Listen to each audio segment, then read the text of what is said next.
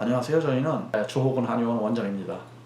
갑상선 기능 저하증이 있으신 경우 대부분 병원에서 갑상선 호르몬제를 드시는 경우가 많습니다. 그러나 갑상선 호르몬제는 갑상선에서 만들어내는 호르몬을 자체적으로 몸에서 만드는 것이 아니고 외부에서 투여하는 것이기 때문에 갑상선 호르몬을 스스로 만들어내는 이러한 능력이 있는 경우와는 좀 그 인체에 미치는 영향이 차이가 있습니다.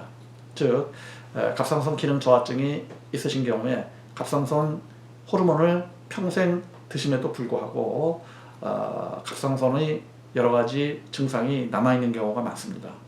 또한 약 자체를 평생 복용하셔야 되는 경우가 많기 때문에 이 자체가 부담으로 작용하실 수가 있습니다. 이러한 경우에 저희 한의원을 방문하셔서 치료를 하시는 경우가 많으신데요. 저희 한의원에서의 갑상선 기능 저하증의 치료법은 갑상선 호르몬을 드리는 것이 아닙니다.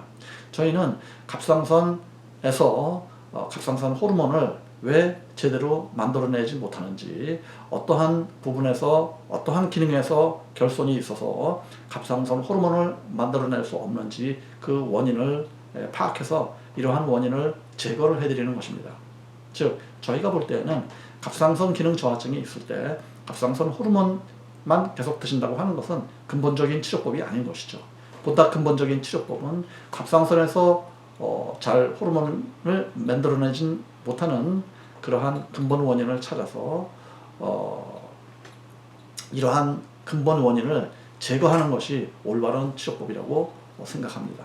또한 이렇게 한다면 굳이 갑상선 호르몬을 드시지 않더라도 갑상선 호르몬이 잘 만들어지시고 또한 그 갑상선 호르몬은 인체 스스로 만들어내는 호르몬이기 때문에 외부에서 투여하는 약물로서 투여하는 갑상선 호르몬에 비해서 인체 친화성이나 인체 적응성이나 인체 효능 면에서 여러 가지 면에서 훨씬 더 좋은 점이 많다 이렇게 생각을 합니다.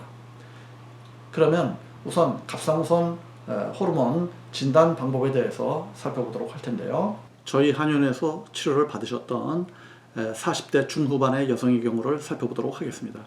이 환자분의 경우에는 갑상선 기능이 저하되어 있으며 또한 갑상선 기능 저하증 진단을 받기 직전 단계에 이르셨던 분입니다. 즉 조만간 갑상선 호르몬을 드셔야 되는 이러한 상황이셨던 가운데에서 저희 한의원을 방문하셔서 갑상선에서 호르몬을 잘 만들 수 있게끔 치료를 받으시기를 원하셨던 분이시죠. 자, 갑상선 기능 저하증은 진단 방법이 어떻게 되느냐? 자, 우선은 갑상선 호르몬 수치가 낮게 나오십니다. 갑상선에서 호르몬을 제대로 만들지 못하기 때문에 그런 것인데요. 자, 두 번째로는 갑상선 자극 호르몬의 수치가 높게 나오셔야지 됩니다. 즉 갑상선 기능 저하증은 요 한 가지 방법으로만 판단하는 것이 아니고 요 두 번째 방법 갑상선 자극 호르몬의 수치가 높아야 되는만 갑상선 기능 저하증을 진단을 받으시게 됩니다. 지금 저희 한의원을 방문하셨던 이 40대 중후반 여성 환자분의 경우에는 갑상선 호르몬 수치가 낮고 또한 갑상선 자극 호르몬 수치가 이렇게 높은 상태셨기 때문에 갑상선 기능 저하증 진단을 거의 받으시는 상황, 그 직전 단계에 이르렀던 분이십니다. 그런데 저희 한의원을 다니시면서 몇 개월 치료를 받으시고 지금 갑상선 기능 저하증 직전 단계에서 완전히 해방이 되신 분이신데요. 그 결과를 살펴보도록 하겠습니다. 지금 저희 한의원 치료 받으시기 전에는 갑상선 호르몬 수치가 낮고 또한 갑상선 자극 호르몬의 수치가 높음으로 인하여 갑상선 직전 단계의 진단을 받으셨던 분이신데 저희 한의원에서 몇 개월 치료하신 후 변화가 나타났습니다. 어떻게 되느냐? 갑상선 호르몬 수치는 아직 낮은 상태를 유지하고 있습니다. 하지만 갑상선 자극 호르몬 수치는 정상화 되셨습니다. 따라서 이 환자분의 경우에는 갑상선 기능 저하증의 직전 단계에서 상당히 발전되신, 즉 모든 상황으로 보아 지금 이 환자분의 경우에는 갑상선 기능은 정상이다 라고 하는 진단을 받으셨던 것이죠. 다시 한번 말씀드리자면 갑상선 호르몬 수치만 가지고 이러한 갑상선의 기능을 평가하지는 않습니다. 말씀드린 대로 갑상선 자극 호르몬 수치까지 높은 상태여야지만 갑상선 기능이 저하되어 있다, 나쁘다 이렇게 진단을 받으시는 것이죠. 몇 개월 치료하고 나서 갑상선 자극 호르몬 수치가 정상화되셨기 때문에 이 환자분은 갑상선 기능이 정상화되었다, 갑상선 약을 드실 필요가 없고 갑상선 기능 저하증 직전 단계도 아니다, 이와 같은 진단을 받으셨던 것입니다. 그러면 저희가 어떻게 치료를 했기 때문에 이와 같은 큰 변화가 이루어진 것인지 지금부터 말씀드리도록 하겠습니다. 자, 이 그림은 이 환자분의 복진도 그림, 환자의 복부를 저희가 앞진, 타진, 시진, 축진 등을 통해서 환자의 복부를 진찰함으로써 갑상선 기능이 떨어진 그 원인, 그 연계성을 파악하는 것입니다.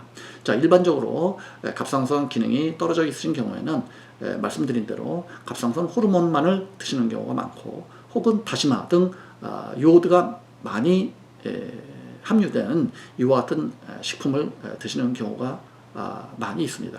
하지만 갑상선에서 스스로 호르몬을 잘 만들게끔 도와주기 위해서는 갑상선의 기능을 방해하는 독소의 존재를 파악해야 됩니다. 자, 이 환자분의 경우 이와 같이 복부의 여러 부위에서 지금 이와 같은 경우는 염증의 존재나 혹이 존재하는 상황이 아니고요. 자, 이 환자분의 경우에는 이와 같이 지금 저희가 파악한 바로는 이와 같이 독소가 많이 존재하고 있는 이러한 상황입니다. 이 복부에 많이 존재하는 독소의 경우에는 이 환자분의 경우에 갑상선에도 영향을 미칠 수가 있기 때문에 갑상선의 기능을 이 독소가 방해하는 것입니다.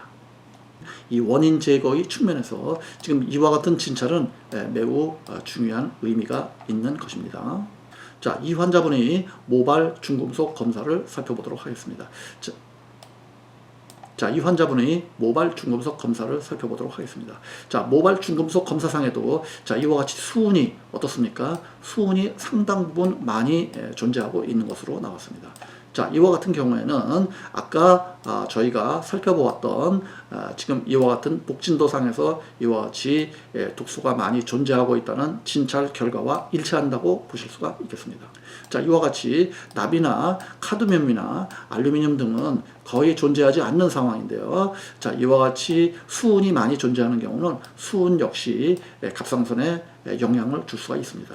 즉, 수은을 해독해야지 갑상선 기능이 정상화된다고 할 수가 있겠죠. 자, 이와 같은 경우는 우리가 여러 번 강조하지만 수산물 섭취를 좀 제한을 해주셔야 됩니다. 각별히 연어, 참치, 상어, 고기 등등 수은이 많이 함유된 이러한 음식은 철저히 피하실 필요가 있고요. 수산물에서는 멸치나 정어리나 빙어 등등 생명이 짧고 또한 청정지역이 아닌 경우는 바로 죽어버리는 이와 같은 수산물 섭취를 약간 하는 정도로 하시고, 이와 같은 경우에는 동물성 단백질은 대부분 육지에서 만들어지는 동물성 단백질을 섭취하셔야 됩니다. 예를 들어서 소고기, 닭고기, 돼지고기, 오리고기, 양고기 등등 이와 같은 육지 동물성 단백질을 섭취하시기를 저희가 권해드리고 있습니다. 또한 이와 같은 수은을 몸에서 제거하기 위해서 저희가 제공하는 해독요법 등등을 잘 실천을 해주시면 더욱 효과가 좋습니다. 또한 이 환자분이 모발 미네랄 검사상에서도 좀 이상이 나타난 부분이 있으신데요. 자, 이와 같이 모발 미네랄 검사상에서 자, 이와 같이 나트륨 수치가 어떻습니까? 이 정상 수치에 비해서 매우 낮아 있는 이와 같은 결과를 볼 수가 있겠습니다.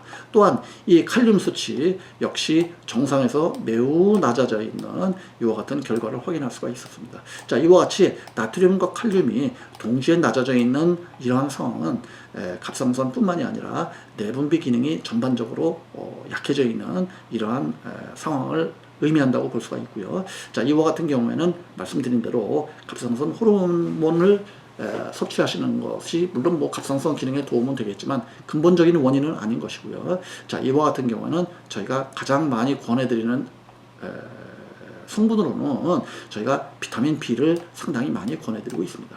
자, 비타민 B의 경우에는 이와 같이 칼륨과 나트륨의 수치를 향상시킬 수 있는 이와 같은 기능이 있다고 볼 수가 있습니다. 왜냐하면 비타민 B의 경우에는 두 가지 영향이 있을 수가 있는데요. 갑상선 기능 자체도 회복시켜주는 이와 같은 영향을 저희가 말씀드릴 수가 있겠고, 둘째로는 갑상선의 기능, 갑상선 호르몬의 기능을 촉진시켜주는 이와 같은 효과도 기대할 수가 있습니다. 즉, 갑상선 호르몬이 세포에서 작용할 때 갑상선 호르몬이 세포에서 원활하게 작용하게끔 세포의 신진대사를 촉진해주는 이와 같은 결과가 있을 수가 있습니다. 따라서 이와 같은 경우에 비타민 B를 충분히 드신다고 하는 것은 갑상선 기능 자체에도 도움이 될 뿐 아니라 갑상선 호르몬 기능 자체도 도와줌으로써 갑상선 기능 저하층이 근본적으로 해결될 수 있는 이와 같은 측면에서 많이 도움된다고 할 수가 있겠습니다. 그 이외에도 마그네슘도 역시 갑상선에 도움되는 이러한 성분이라고 볼 수가 있고요. 뭐 한의학에서 일상적으로 사용하고 있는 인삼이라든지 황기라든지 감초라든지 이러한 성분 역시 이와 같이 칼륨과 나트륨 수치가 낮아 있을 때 이를 향상시켜 줌으로써 내분비 기능, 갑상선 기능 등을 전반적으로 향상시켜 줄 수 있는 유익한 성분이 될 수가 있습니다. 저희가 제공해 드린 이 환자분의 치료 방법에는 역시 이와 같은 관점에서 저희가 갑상선 기능 자체를 향상시킴으로써 몸에서 갑상선 호르몬이 스스로 잘 만들어질 수 있게끔 도와드리는 역할을 했다. 이와 같은 내용을 말씀드릴 수가 있습니다. 지금 이 환자분의 경우에는 과거에는 갑상선 호르몬을 복용을 해야 된다. 갑상선 기능 저하증 직전 단계에 와 있다. 이와 같은 말씀을 들으셨다가 저희 한의원에서 자연요법으로 치료하신 후에 갑상선 기능이 완전히 정상화되어 있고 더 이상 갑상선 호르몬에 신경 쓸 필요 없다. 걱정할 필요 없다. 이와 같은 진단을 받으셨기 때문에 매우 저희에게 긍정적인 메시지를 전달해 주셨고요. 저희도 저희가 제공해드린 치료법을 환자분께서 잘 지켜주신 점에 대해서 이 자리를 빌어서 대단히 감사를 드립니다. 갑상선 기능 저하증이나 갑상선 기능 항진증이 있는 경우에 저희 한의원에서는 보다 근본적인 원인을 파악하고 평생 약을 드시거나 또는 오랫동안 장기간 약을 드셔야 되는 이러한 불편함에서 해소될 수 있게끔 보다 근본적인 치료법으로 도움이 된다는 점을 말씀드리고 싶습니다. 감사합니다.